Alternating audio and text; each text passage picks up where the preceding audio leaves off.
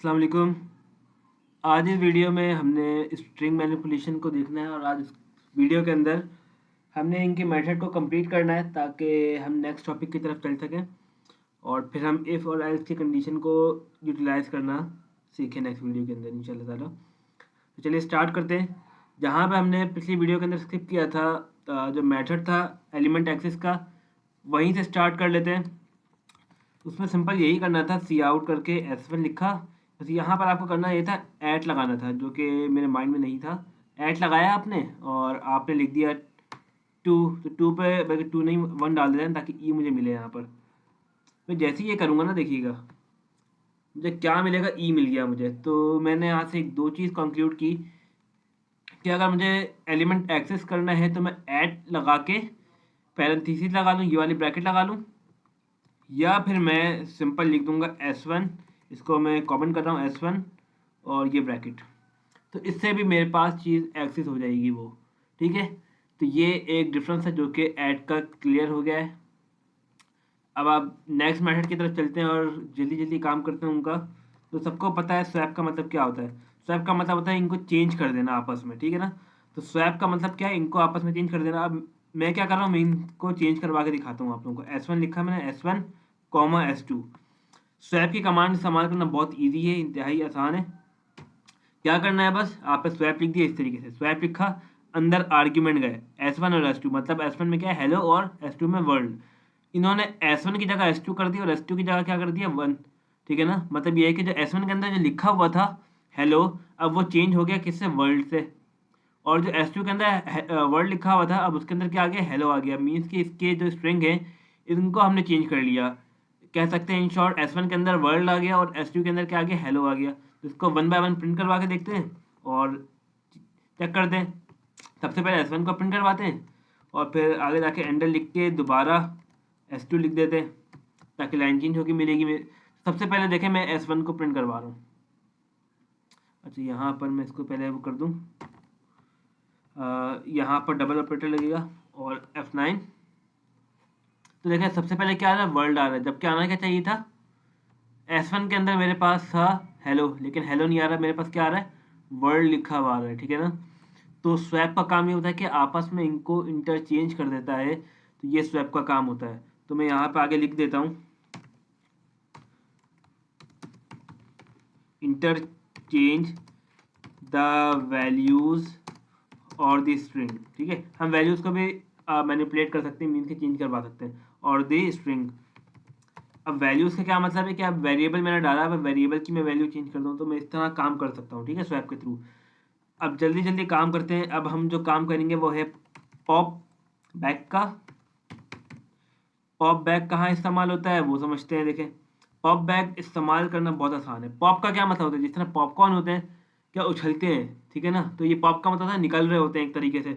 और बैक का क्या मतलब, पीछे से, पीछे से कुछ ना कुछ निकाल दो। अब मैं जो भी वैल्यू डालूंगा, जो लास्ट लेटर होगा, जैसे कि मैं S1 डालूंगा, उसका लास्ट लेटर क्या हो जाएगा, पॉप हो जाएगा। जैसे ही मैं इसका लिखूंगा तो इसका लास्ट लेटर पॉप हो जाएगा। तो इसको ज़रा करके दिखाते हैं आपको। यहाँ पे सिंपल लिखना है पॉप और बैक लिखना है आपको अंडरस्कोर डाल के। आपने बैक लिखा और यहाँ पर पैरेंथेसिस लगा दिए और कॉलन लगा दिया, ठीक है। अब आप, अच्छा किससे आपको करना है, आपको ये मेंशन करना पड़ेगा S1 से, S1 डॉट, ठीक है। तो सी आउट हम जैसे ही करेंगे तो S1 लिखा मैंने, पैरेंथेसिस बंद कर देते हैं। तो अब क्या होगा, देखिएगा कि मैंने S1 लिखा है, तो S1 का मतलब ये है कि हेलो वाला टर्म है मेरे पास। तो हेलो टर्म में से मेरे पास वो क्या हो जाएगा, रिमूव हो जाएगा। चेक कर लेते हैं इसको। जैसे ही ये लिखा है मैंने, अच्छा विंडो ओपन है मेरे पास, इसको बंद करते हैं। F9 प्रेस किया मैंने। F9 प्रेस करने के बाद जो विंडो आएगी उसके अंदर मुझे एल शो कर रहा है, तो वर्ल्ड का डी रिमूव कर दिया, बाकी डब्ल्यू और एल शो कर रहा है। तो इसको ज़रा हम कर लेते हैं चेंज, ताकि स्वैप भी ना हो वैल्यूज़, ठीक है। अब करते हैं रन। S1 के अंदर ओ रिमूव हो गया और मुझे HE मिल गया, हेल मिल गया, ठीक है। अब बिल्कुल इसी तरीके से मैं चाहूँ तो मैं अपने स्ट्रिंग के अंदर भी कर सकता हूँ। S3 के अंदर अगर करना चाहूँ, S3 मैंने किया और यहाँ पे भी S3 मैंने कर दिया, तो यहाँ से Y रिमूव हो जाएगा। सिर्फ क्या मिलेगा, देखें आखिरी का जो एलिमेंट था वो रिमूव हो गया है और बाकी सिंपल मुझे जो स्ट्रिंग थी वो मिल गई। तो ये पॉप बैक का काम होता है, ठीक है। तो इस तरह हम पॉप बैक को इस्तेमाल करते हैं। अब एक टर्म आती है पुश बैक। पुश का क्या मतलब होता है कि धक्का देना, ठीक है। और बैक कहाँ पर, पीछे की तरफ। कहाँ पर धक्का दो, पीछे की तरफ। अब इसको क्या किस तरीके से यूज़ करते हैं हम इसको देखते हैं, ठीक है। सिंपल काम है इसका भी। आपने लेट सपोज कि S1 डॉट पुश। अब आप पुश क्या करवाना चाहते हैं आपको वो भी लिखना पड़ेगा। पुश बैक लिखा आपने सिंपल इस तरह। अब यहाँ पे आर्ग्यूमेंट देना पड़ेगा, तो मैं यहाँ पे इस तरह करके आर्ग्यूमेंट लिख देता हूँ, आर्ग्यूमेंट, ताकि आप लोग इससे भी पहचान सकें इसे, ठीक है। आर्ग्यूमेंट लिख लिया आपने। अब आर्ग्यूमेंट में क्या दें, मैं लेट सपोज दे देता हूँ लेटर दे देता हूँ कि क्या लिखे कि हेलो है। तो हम यहाँ पर वाई कर देते हैं, चलें, ठीक है। जैसे ही मैंने यहाँ किया और कॉलन लगा के फिर दोबारा जब सी आउट करूँगा तो F1 मैंने लिखा। अब मैं F9 प्रेस करता हूँ, देखें क्या मिलेगा। ओ के बाद मुझे क्या मिल गया, वाई मिल गया। तो अब आपको पहचानना किससे है कि क्या काम क्या करता है। पॉप का क्या मतलब होता है, निकालना, ठीक है ना। पॉपकॉर्न से इस तरीके से याद रखें कि किसी भी जो चीज़ें होती है आपके पास से, पॉप का मतलब होता है निकलना, ठीक है। पुश का मतलब होता है डालना, तो धक्का देना जिस तरह। कहाँ पर, बैक पर, तो लास्ट में। इस तरीके से आप जब याद रखेंगे तो आप लोगों को याद हो जाएगा। बिल्कुल सिमिलर कमांड है पुश बैक की, एक है अपेंड, जो कि काफ़ी इस्तेमाल होने वाली कमांड है और मोस्टली जगह पर ये इस्तेमाल हो रही होती है। तो यहाँ पर भी आर्ग्यूमेंट जाता है असल में, ठीक है। तो यहाँ पर भी आर्ग्यूमेंट जा रहा होता है। तो अब यहाँ पर करते क्या है, हमने S1 लिखा डॉट अपेंड लिखा। अब मुझे क्या अपेंड करवाना है, लेट सपोज मैं अपनी एक स्ट्रिंग को ही करवा लेता हूँ। मैं लिख देता हूँ हेलो राफे, ठीक है। मैं एक स्पेस दे देता हूँ ताकि मुझे एक स्पेस मिल जाए आप प्रिंट होने के बाद। तो मैंने एक स्पेस दे दी। अब जैसे ही मैंने लिखी और मैं इसके आगे कर दूंगा कॉलन और सी आउट करूँगा और S1 जैसे ही मैंने किया तो मुझे देखिए मुझे क्या मिल जाएगा, हेलो। और ये अच्छा ये दोबारा प्रिंट होके आ रहा है। तो सबसे पहले इसको हम क्या कर लेते हैं, क्लोज कर लेते हैं ताकि ये प्रिंट होके ना मिले हमें। तो हेलो राफे आ गया। तो देखें सिर्फ हेलो था स्ट्रिंग 1 के अंदर, राफे कहीं नहीं था। तो मैं अपेंड से क्या होता है, अपेंड ये करवाता है कि जो आपकी जो भी एलिमेंट होगा ना, S1 क्या है आपका, S1 आपके पास है हेलो।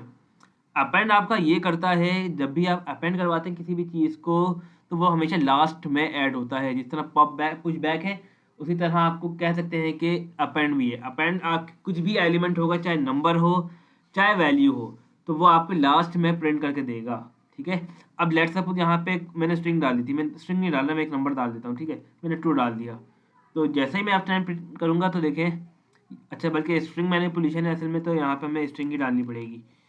तो स्ट्रिंग के अंदर तो स्ट्रिंग ही कर सकते हैं। अगर लेट सपोज यहाँ पे कोई नंबर होता, ठीक है, लेट सपोज कि 12 होता और मैं इसके अंदर अपेंड करवाना चाह रहा हूँ, तो ये अपेंड की कमांड हम वहाँ पे यूटिलाइज कर सकते हैं। तो इसके वेरियस फंक्शन है जो कि हम इस्तेमाल करते हैं, ठीक है। और कौन सा रह गया, एक हो गया है रीसाइज, जो कि अप्लाई तो नहीं होता लेकिन आना चाहिए। तो देखिए रिसाइज कैसे यूज़ होता है, तो रिसाइज को इस्तेमाल करने के लिए भी आसान तरीका यही है। रिसाइज है, यहाँ पे आपने डाल दिया, इसके अंदर भी आर्ग्यूमेंट जैसे लिख नहीं रहा मैं। तो हम यहाँ पे भी S2 को ले लेते हैं इस बार। S2 डॉट रिसाइज लिया आपने। रिसाइज का मतलब होता है कि आपको उसका जो साइज़ है आपको बढ़ाना है। लेट सपोज इसका साइज़ कितना है, वर्ल्ड का 5 है, तो मैं यहाँ से लेट सपोज मुझे करना है इसको 8 पर लेके जाना है, ठीक है ना।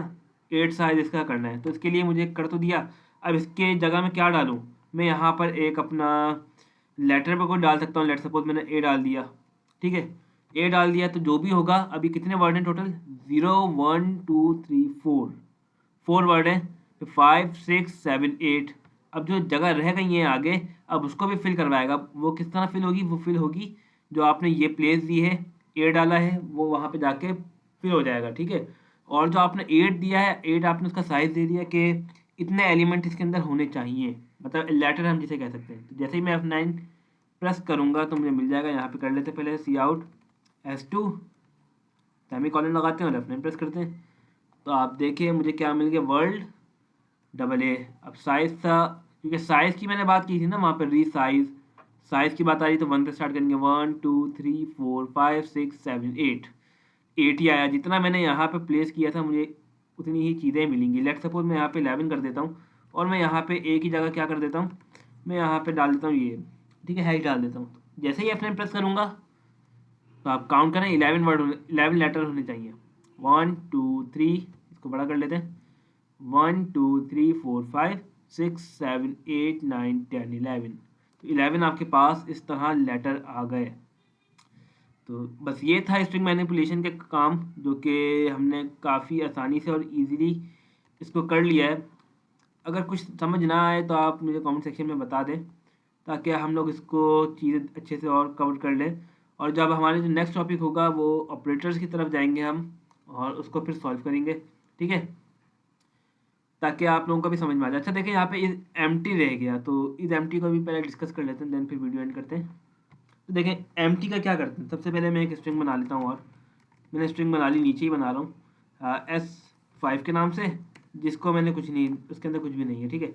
एक S6 के नाम से बना लेता हूँ, जिसके अंदर मैं लिख देता हूँ कि हेलो ही लिख लेते हैं, हेलो वर्ल्ड, पूरा एक वर्ड लिख देते हैं, ठीक है। ये लिख लिया मैंने, कॉलन लगाते हैं। अब इज एम्प्टी देखें किस तरह काम करते हैं। इज एम्प्टी काम ये करता है, आपने लिखा S5 डॉट एम्प्टी, ये लिखा और आपने सिंपल ये पैरेंथेसिस लगाए और ये बंद किया और आपने लिख दिया सी आउट। आप चाहें तो देखें आप उसके साथ भी लिख सकते हैं, क्योंकि प्रीवियस वीडियो के अंदर मैं सी आउट ऊपर ही लिख रहा था, तो आप ऊपर भी लिख सकते हैं, इससे कोई चेंज नहीं होगा, ठीक है। S5 लिखता हूँ और मैं प्रिंट करता हूँ, तो मुझे यहाँ पे देखें क्या मिलेगा। मुझे यहाँ पे भी कुछ मिला नहीं, तो उसको ऊपर ही प्रिंट करवा लेते हैं, ऐसा करते हैं। यहाँ पे इशू दे रहा है मुझे, इसमें सी आउट लिखा, इस तरीके से करेंगे, और F9 विंडो बंद कर लेते हैं सबसे पहले, और F9 प्रेस करते हैं।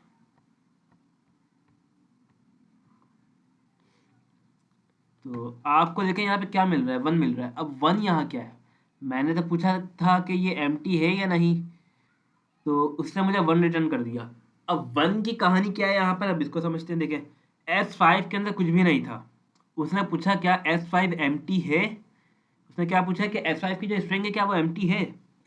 तो कंप्यूटर ने उसको रीड किया, इंटरप्रेट किया, और उसने कहा हाँ है। तो जब भी हम हाँ या ट्रू की वर्ड यूज़ करते हैं, तो मैंने आपको स्टार्टिंग वीडियोस में ही बताया था, जब हमने डेटा टाइप को पढ़ा था, बूलियन पढ़ा था हमने, तो वहाँ पर मैंने कहा था जब भी 1 लिखा हुआ आएगा तो इसका क्या मतलब है, ट्रू, ठीक है ना। ट्रू का मतलब है कि ये खाली है। S5 क्या है, एम्प्टी है। तो उसने लिखा है कि S5 डॉट एम्प्टी, तो S5 एम्प्टी है क्या, कंप्यूटर ने रिटर्न कर दिया यस एंड ट्रू है ये। अब जैसे ही मैं देखें इसको 6 से रिप्रेजेंट करूँगा, S6 दबा दिया, तो अब देखें मुझे क्या मिलता है। अब मुझे मिला 0, क्यों, क्योंकि एक्सिस के अंदर तो मैंने वैल्यू डाली थी, और वैल्यू क्या थी, हेलो वर्ल्ड। तो उसने रीड किया कि X6 जो है वो क्या एम्प्टी है। सबसे पहले तो कंप्यूटर ने इंटरप्रेट किया, तो कंप्यूटर ने फिर जवाब दिया नहीं, तो उसने उसके जवाब में क्या रिटर्न किया, फॉल्स। और फॉल्स को हम किससे रिप्रेजेंट करते हैं, 0 से। तो ये थे हमारे मेथड जो कि हमने स्टडी किए हैं, और काफ़ी हेल्पफुल हैं ये सारे के सारे मेथड, जो कि हमें आगे आने वाली वीडियोस के अंदर हेल्प करने वाले हैं।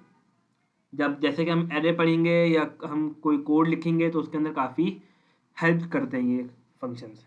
आई होप सब वीडियो अच्छी लगी होगी, और कुछ प्रॉब्लम हो तो आप कमेंट सेक्शन में बता दें, और फिर हम ताकि नेक्स्ट वीडियो के अंदर डिस्कस कर लेंगे इसको। Thank you.